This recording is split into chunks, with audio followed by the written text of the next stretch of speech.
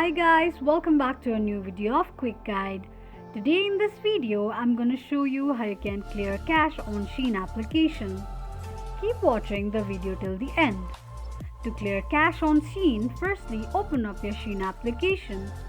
You'll arrive on the home page of Shein application. Click on profile icon at the bottom right corner of the screen. You will end up on your profile section.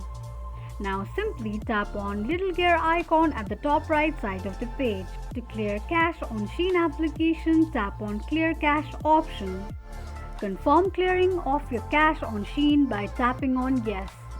Clearing cache on Shein will delete all your temporary images to free up your space in your device.